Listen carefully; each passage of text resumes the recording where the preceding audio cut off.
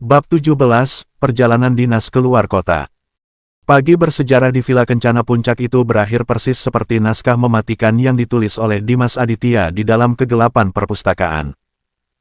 Pukul 6 pagi, saat Reza Rosalin dan Paman Baskoro melangkah masuk ke ruang rapat kecil dengan wajah penuh percaya diri untuk memulai kudeta, mereka justru disambut oleh 12 eksemplar map coklat yang sudah tergeletak rapi di atas meja masing-masing anggota Dewan Komisaris. Dan di ujung meja, Fania Rosalin telah duduk dengan anggun, menyesap teh chamomile hangatnya sambil tersenyum menatap wajah-wajah pria parubaya yang seketika pucat pasi membaca bukti penggelapan dana tersebut. Kudeta itu layu sebelum berkembang. Reza dipermalukan, kehilangan dukungan Paman Baskoro yang marah karena merasa dimanfaatkan, dan terpaksa menelan kekalahan telak. Namun, kemenangan di puncak hanyalah satu pertempuran kecil dalam perang yang jauh lebih besar. Fania tahu, untuk benar-benar membungkam wacana perjodohannya dan mengamankan posisinya secara absolut, ia harus menyelesaikan mahkotanya, proyek dermaga logistik Batam. 7 hari setelah insiden puncak, langit Jakarta tampak cerah saat pesawat jet pribadi Gulfstream G650ER bersiap lepas landas dari Bandara Halim Perdana Kusuma. Di dalam kabin mewah yang kedap suara, Dimas duduk berseberangan dengan Fania. Perjalanan dinas keluar kota kali ini bukanlah agenda mendadak, melainkan inspeksi lapangan yang sudah direncanakan secara strategis. Proyek Batam adalah investasi bernilai triliunan rupiah, dan Fania tidak ingin ada satupun celah yang bisa digunakan Reza untuk melakukan sabotase susulan. Kondisi cuaca di Batam hari ini cerah dengan suhu mencapai 33 derajat Celcius, lapor Dimas, suaranya mengalun tenang di atas dengung mesin jet. Mata tajamnya meneliti rentetan data di layar tablet. Kita dijadwalkan mendarat pukul 10 pagi. Setelah itu, rombongan akan langsung menuju lokasi konstruksi di pesisir utara. Fania, yang pagi ini mengenakan setelan blazer linen berwarna beige dan kemeja sutra putih yang lebih kasual dari biasanya, menyandarkan tubuhnya ke kursi empuk pesawat. Ia menatap asistennya dengan sorot mata yang sulit diartikan. "Apakah kau sudah menyiapkan helm proyek dan sepatu bot pengaman untukku, asisten?" tanya Fania dengan senyum tipis. "Tentu saja, sepatu safety khusus yang disesuaikan dengan ukuran kaki Anda sudah menunggu di bagasi mobil penjemput, lengkap dengan rompi reflektor dan helm pelindung," jawab Dimas tanpa ragu. Ia tahu atasannya ini bukan tipe CEO yang hanya mau duduk di dalam tenda VIP ber-AC, Fania akan turun langsung ke medan lumpur jika itu diperlukan. "Bagus," Fania mengangguk pelan. Ia menopang dagunya, membiarkan tatapannya menyusuri figur Dimas yang hari ini tampak sedikit berbeda. Dimas tidak mengenakan setelan jas lengkap. Pria itu memakai kemeja katun tebal berwarna biru gelap dengan lengan yang sudah digulung hingga ke siku, dipadukan dengan celana taktis dan sepatu bot kulit yang kokoh. Penampilan Dimas tidak terlihat seperti seorang asisten eksekutif, melainkan persis seperti seorang komandan lapangan yang siap bertempur. "Kau terlihat sangat siap untuk menghadapi debu konstruksi hari ini," komentar Fania, nadanya sedikit menggoda. "Saya harus siap, Fania. Lokasi proyek adalah area dengan risiko tinggi. Banyak alat berat, material baja, dan tentu saja banyak mata yang tidak kita kenal. Saya tidak akan membiarkan fokus saya terbagi." Dimas meletakkan tabletnya, menatap Fania dengan intensitas protektif yang selalu berhasil membuat dada sang ratu es berdesir hangat. "Aku mengandalkanmu, Dimas," bisik Fania pelan, menautkan jemarinya dengan jemari pria itu di atas meja kabin, mencuri keintiman kecil di ribuan kaki di atas permukaan laut. Begitu roda pesawat menyentuh aspal Bandara Internasional Hang Nadim, udara panas dan lembab khas kepulauan langsung menyambut mereka. Rombongan kecil dari Rosalin Group segera masuk ke dalam 3 unit mobil SUV hitam yang telah disiapkan oleh kantor cabang setempat. Perjalanan menuju pesisir utara memakan waktu sekitar 45 menit. Saat mobil akhirnya memasuki area proyek, pemandangan luar biasa megah membentang di hadapan mereka. Proyek dermaga logistik Batam adalah sebuah mahakarya rekayasa sipil. Puluhan kren raksasa menjulang tinggi, truk-truk pengangkut tanah bergerak membentuk barisan panjang, dan kerangka baja fondasi dermaga mulai menjorok jauh membelah lautan biru. Matahari menjelang siang memancarkan cahaya keemasan yang dramatis, menciptakan siluet tajam pada derek-derek raksasa dan kontras bayangan yang sempurna. Pemandangan itu memiliki estetika sinematik yang kuat, memanjakan mata siapapun yang melihat skala ambisi seorang Fania Rosalyn. Manajer proyek, seorang pria parubaya bernama Pak Yudi, menyambut kedatangan Fania dengan wajah tegang bercampur hormat. Selamat datang di site Asteris, Ibu Fania. Sebuah kehormatan Anda bersedia turun langsung, sapa Pak Yudi, mengulurkan helm proyek berwarna putih dengan logo Rosalyn Group. Laporkan progresnya, Yudi. Aku tidak datang ke sini untuk mendengarkan basa-basi, potong Fania cepat. Ia mengambil helm itu, mengikat rambut coklatnya menjadi ekor kuda yang rapi, dan membiarkan Dimas membantunya mengenakan rompi reflektor.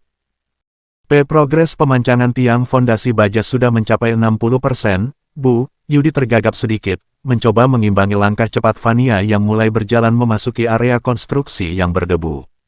Sesuai dengan Timelin, kita akan bisa melakukan pengecoran lantai utama akhir bulan depan. Dimas berjalan tepat setengah langkah di belakang kiri Fania. Matanya tidak tertuju pada kerangka baja atau laporan proyek, matanya memindai setiap pergerakan pekerja, setiap tumpukan material yang berpotensi jatuh, dan setiap kendaraan berat yang melintas di sekitar mereka. Insting bertahannya menyala dalam kewaspadaan penuh. Mereka menyusuri dermaga beton sementara. Angin laut berhembus kencang, membawa aroma garam dan debu semen.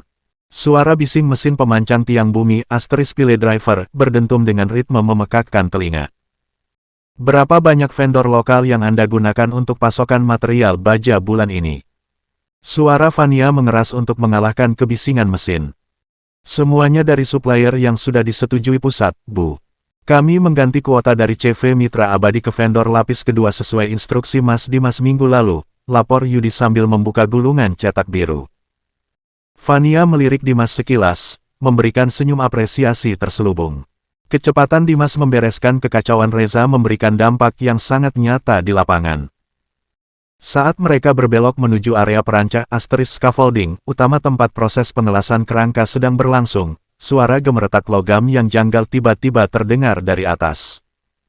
Dimas, dengan pendengarannya yang sangat peka, mendongak. Di atas perancah setinggi 15 meter, sebuah palet kayu berisi tumpukan pelat baja penahan beban tampak miring secara tidak wajar. Tali pengekangnya terlepas dari kait kren Asteris. Gravitasi mengambil alih dalam hitungan persekian detik.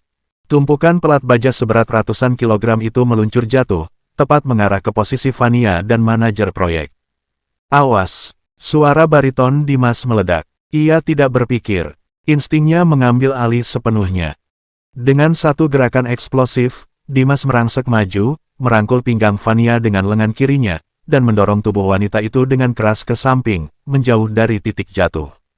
Di saat yang sama, tangan kanannya mencengkeram kerah rompi Pak Yudi, menyeret pria parubaya itu mundur. Asteris BRAAKK. Asteris.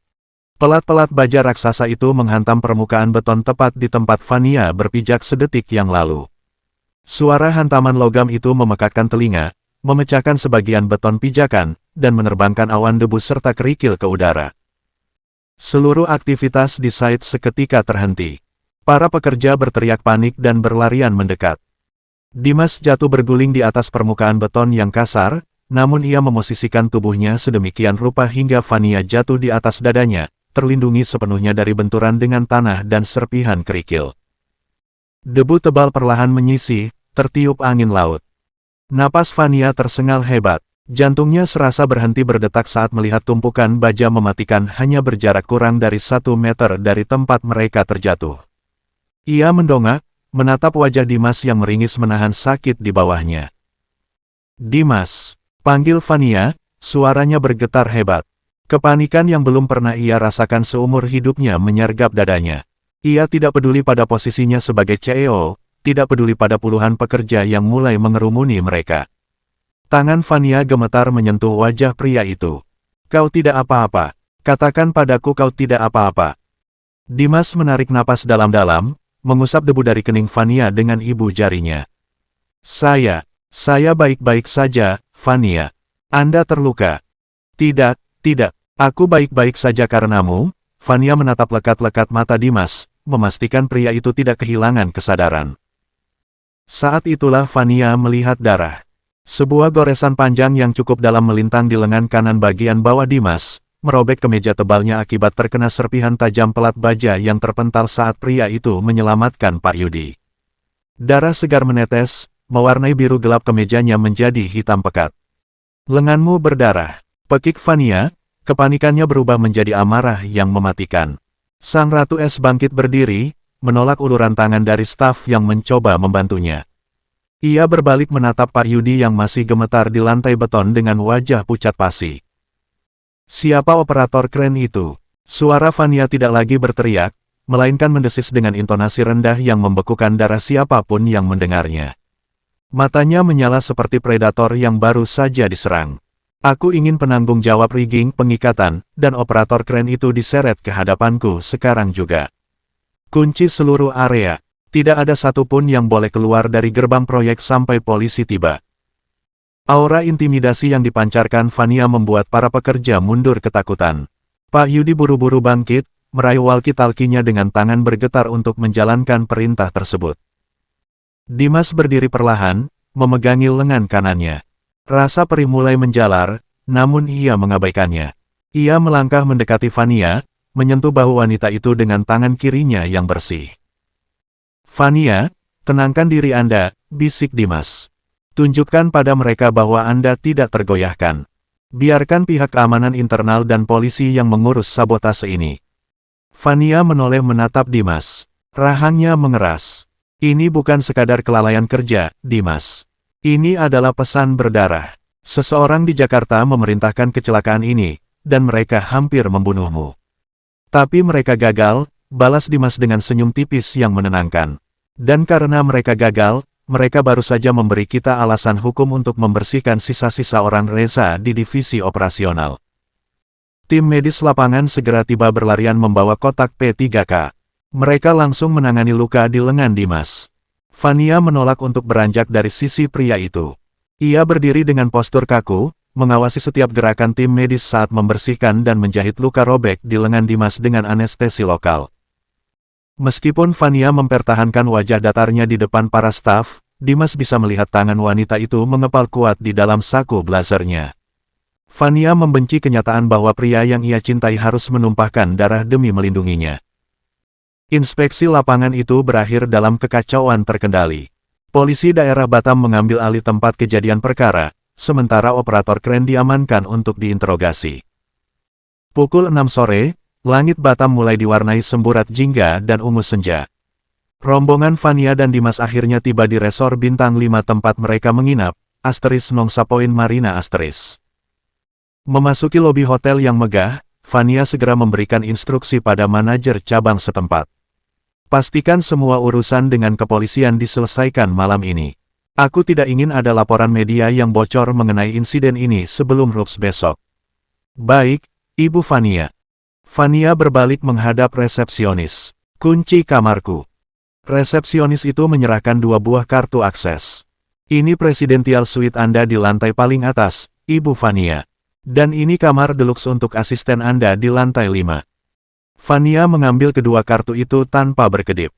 Ia menoleh ke arah Dimas yang berdiri di sampingnya dengan lengan kanan yang sudah dibalut perban putih tebal. Wajah pria itu terlihat sedikit pucat akibat kelelahan dan efek obat penghilang rasa sakit, namun posturnya tetap tegap. "Dimas tidak akan tidur di lantai 5, ucap Vania dingin, matanya menatap tajam resepsionis tersebut. "Dia akan tidur di kamar asisten yang terhubung langsung dengan Presidential Suite-ku di lantai atas. Ganti aksesnya, sekarang." Resepsionis itu terlihat sedikit terkejut, namun segera mengangguk patuh dan memprogram ulang kartu tersebut.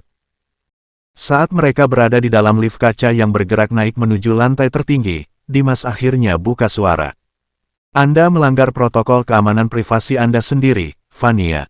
Saya bisa berjaga dari lantai 5.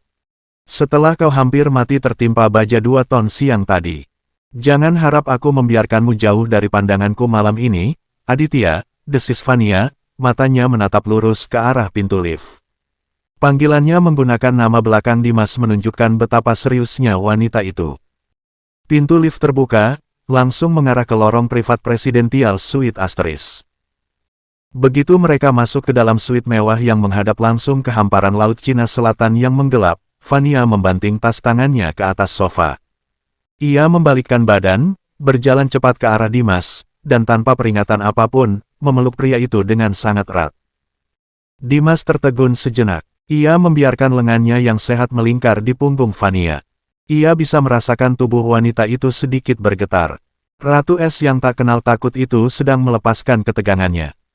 "Maafkan aku," bisik Fania lirih di dada Dimas.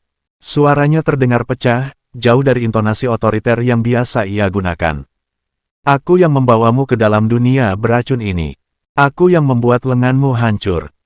Dimas menghela napas panjang, mengusap rambut Fania dengan lembut. "Lengan saya tidak hancur, Fania. Ini hanya luka gores yang butuh beberapa jahitan. Saya pernah mendapatkan luka yang lebih parah saat jatuh dari motor waktu kuliah dulu." Fania mendongak, matanya yang basah menatap tajam pria itu. "Jangan bercanda, Dimas. Ini bukan kecelakaan motor. Ini adalah percobaan pembunuhan. Reza atau siapapun di baliknya. Mereka tidak lagi mengincar jabatanku. Mereka mengincarmu, karena mereka tahu kau adalah satu-satunya orang yang tidak bisa mereka suap untuk meninggalkanku. Kalau begitu, biarkan mereka mencoba," jawab Dimas dengan suara bariton yang berat dan menenangkan. Ia menundukkan kepalanya, menempelkan keningnya di kening Fania. "Selama saya masih bernapas, tidak ada satupun baja, peluru, atau rumor yang bisa menyentuh Anda. Saya sudah berjanji, bukan?" Fania memejamkan mata, meresapi setiap kata yang diucapkan Dimas. Di ruangan mewah hotel di Batam ini, ribuan kilometer jauhnya dari intrik kantor pusat di Jakarta, Fania menyadari bahwa pertarungannya bukan lagi sekadar demi kekuasaan perusahaan, melainkan demi masa depan di mana ia bisa berdiri bebas bersama pria ini. "Duduklah di sofa," perintah Fania dengan suara yang mulai kembali stabil, meskipun kelembutannya masih tersisa. "Aku akan memanggil dokter hotel untuk mengganti perbanmu dan memastikan lukamu tidak infeksi." "Saya bisa melakukannya sendiri, Fania." "Duduk, Dimas. Atau aku sendiri yang akan mengikatmu di sana," ancam Fania dengan gaya otoriternya yang khas, membuat Dimas mau tak mau menurut sambil tersenyum tipis. Malam itu, di bawah temaram lampu kristal Presidential Suite Asteris, perjalanan dinas yang seharusnya penuh dengan negosiasi bisnis berubah menjadi momen keintiman yang paling nyata bagi mereka berdua. Tidak ada tembok pertahanan, tidak ada protokol, dan tidak ada mata-mata yang mengintai. Hanya ada seorang pria yang bersedia mengorbankan nyawanya, dan seorang CEO yang menyadari bahwa kekayaan triliunan rupiah tidak ada artinya jika ia harus kehilangan pria tersebut. Bab 18, Kamar Hotel yang Terbatas. Angin malam pesisir Batam berhembus kencang, menghantam kaca jendela Presidential Suite di lantai teratas resor bintang 5 tersebut. Di dalam ruangan, keheningan yang canggung mengudara.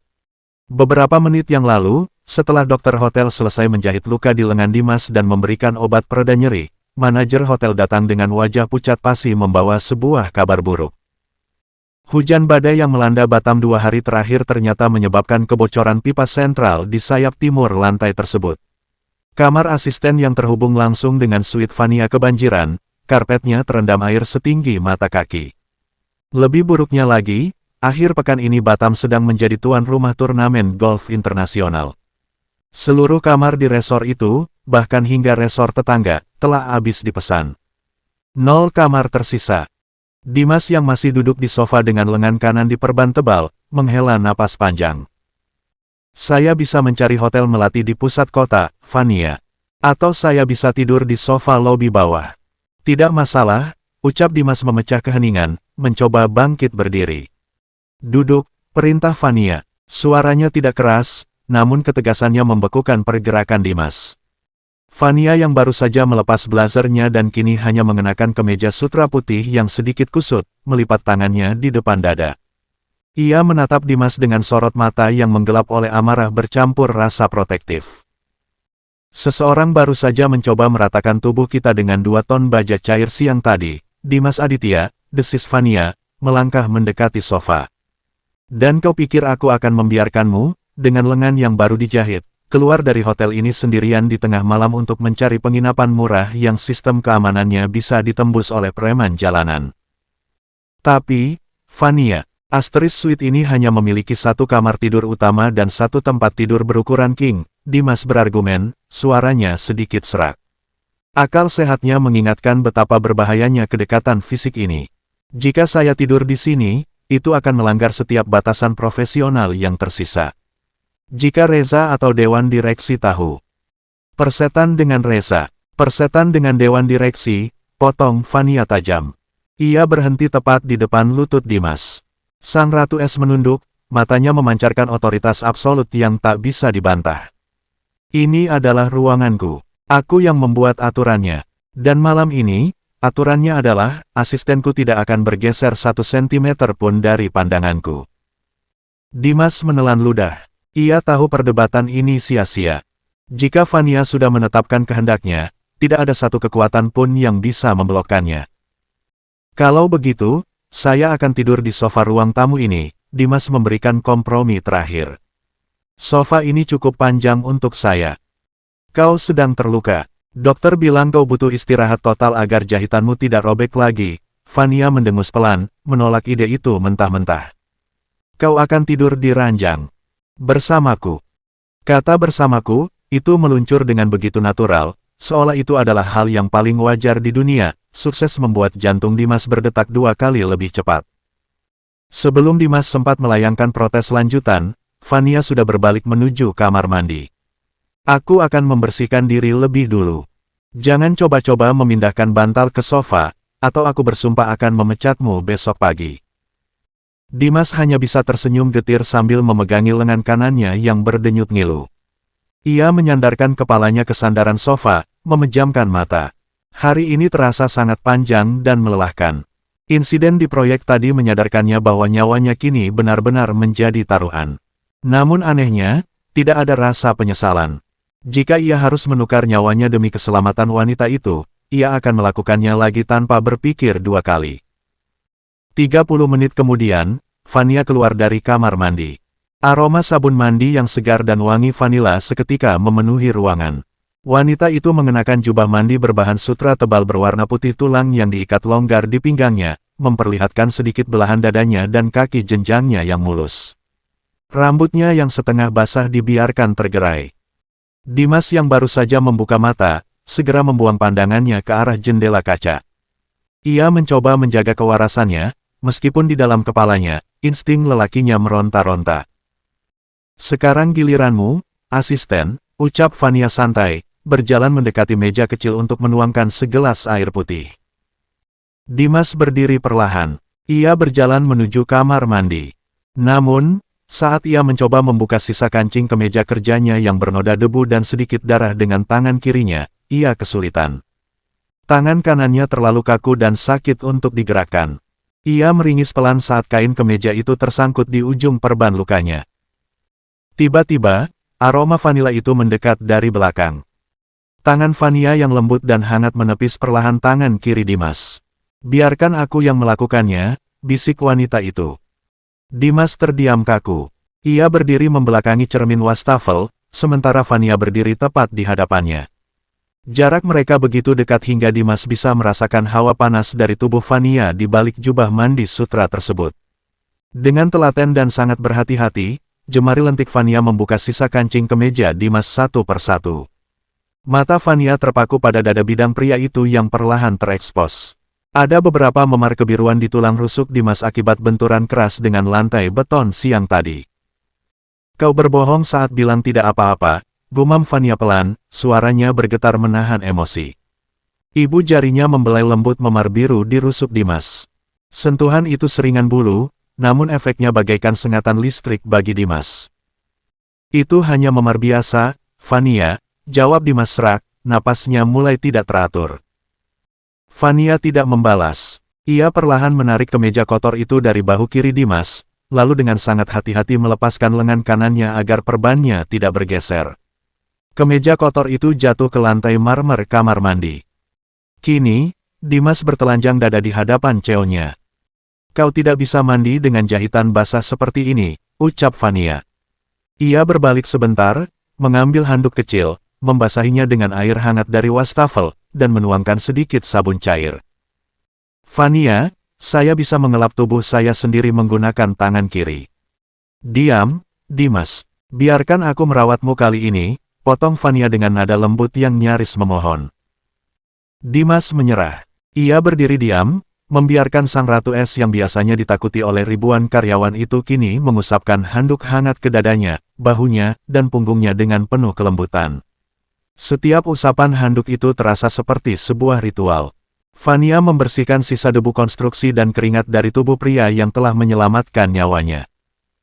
Mata mereka terkunci lewat pantulan cermin. Ada keintiman yang terlampau dalam di sana. Bukan sekadar gairah fisik, melainkan sebuah ikatan batin yang tak lagi bisa diputuskan. Setelah selesai membersihkan bagian atas tubuh Dimas, Fania mengambil kaus katun bersih dari dalam koper Dimas yang sudah dibawakan oleh pelayan hotel. Dengan telaten, ia membantu memakaikan kaus itu pada Dimas, memastikan lengan kanan pria itu masuk dengan aman tanpa menyentuh luka. Selesai, bisik Fania, menghela napas panjang seolah ia baru saja menyelesaikan tugas yang paling menegangkan. Terima kasih, balas Dimas pelan. Mereka berdua berjalan menuju kamar tidur utama. Ruangan itu sangat luas, didominasi oleh sebuah ranjang berukuran Super King dengan spray sutra putih yang mengundang. Lampu utama telah dimatikan, hanya menyisakan lampu tidur temaram di kedua sisi meja nakas. Kecanggungan kembali menyerang Dimas. Ia berdiri di sisi kiri ranjang, tidak yakin bagaimana harus memposisikan dirinya. Fania, sebaliknya, tampak sangat santai. Ia naik ke sisi kanan ranjang, menyelinap ke balik selimut tebal, lalu menepuk ruang kosong di sebelahnya. Berhentilah bertingkah seperti perjaka yang baru pertama kali masuk kamar hotel, Dimas. Naiklah, goda Fania dengan senyum geli. Dimas mengusap tengkuknya dengan tangan kiri yang sehat, lalu perlahan naik ke atas ranjang. Ia berbaring dengan kaku, menjaga jarak setidaknya setengah meter dari tubuh Fania. Ia menatap lurus ke langit-langit kamar, tubuhnya setegang papan kayu. Fania memiringkan tubuhnya menghadap Dimas. Ia menopang kepalanya dengan sebelah tangan, menatap profil samping wajah asistennya itu. "Apakah kau sebenci itu tidur di dekatku?" tanya Fania, nada suaranya sengaja dibuat sedikit merajuk. "Anda tahu bukan itu masalahnya, Fania." Dimas menoleh, menatap mata coklat gelap wanita itu di bawah keremangan lampu tidur. "Masalahnya adalah, ranjang ini terlalu nyaman, Anda terlalu wangi, dan batas pertahanan saya saat ini sangat tipis. Saya hanya seorang pria normal, Fania. Dan Anda sedang menguji batas kesabaran saya." Tawa pelan dan serak mengalun dari bibir Fania. Tawa itu terdengar sangat seksi dan memabukkan. Alih-alih menjauh, Fania justru menggeser tubuhnya mendekat, memangkas abis jarak setengah meter di antara mereka. Ia menyandarkan kepalanya di dada kiri Dimas, tepat di atas jantung pria itu yang langsung berpacu gila-gilaan. Fania melingkarkan lengannya di perut Dimas, berhati-hati agar tidak menyentuh lengan kanan yang terluka. "Kalau begitu, jangan ditahan," bisik Fania pelan, napas hangatnya menyapu leher Dimas. "Malam ini, lupakan bahwa aku adalah atasanmu. Lupakan Rosalind Group. Lupakan Reza. Malam ini, aku hanya Fania." Kata-kata itu meruntuhkan sisa-sisa tembok akal sehat Dimas. Lengan kirinya yang bebas secara refleks melingkar di punggung Fania, menarik tubuh ramping wanita itu semakin erat ke pelukannya. Ia menenggelamkan wajahnya di rambut Fania yang beraroma vanila asteris, menghirupnya dalam-dalam. "Anda sadar, setelah malam ini, kita tidak akan bisa kembali ke batas profesional seperti kemarin, kan?" bisik Dimas serak. Fania mendongak, mempertemukan bibir mereka dalam sebuah ciuman yang lambat, manis, namun syarat akan kepemilikan. "Aku tidak pernah berniat untuk mundur, Dimas," gumam Fania di sela ciuman mereka. "Kau adalah milikku, dan aku akan menghancurkan siapapun yang mencoba memisahkan kita." Malam itu, di dalam kamar hotel yang terbatas, dua insan yang terikat oleh intrik dan bahaya menemukan tempat perlindungan yang paling aman di dalam pelukan satu sama lain.